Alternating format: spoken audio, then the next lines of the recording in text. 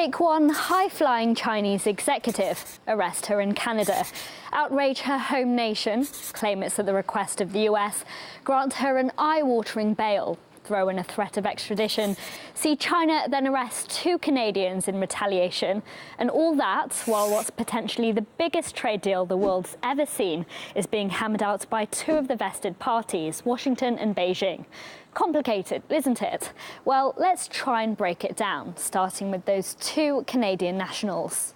Canadian citizens Michael Kovrig and Michael Spavor are suspected of engaging in activities that endanger the national security of the People's Republic of China. China had warned of the coming retaliation, with Beijing vowing grave consequences for Canada if the Huawei CFO was not released. But Canada's big brother has rushed to its defence. The unlawful detention of 2 Canadian citizens is unacceptable. They ought to be returned.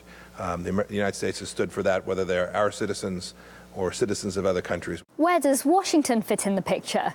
Meng Wanzhou was arrested not because of something she did personally, but because the US thinks her company was trying to evade the American embargo against Iran. And her extradition to the US is on the menu. Meng and others are alleged to have put financial institutions at risk of criminal and civil liability in the United States by deceiving those institutions as to the nature and extent of Huawei's business in Iran. But here's the snag. Many major financial companies, including America's own JP Morgan, have had to pay hefty fines for violating US sanctions in the past.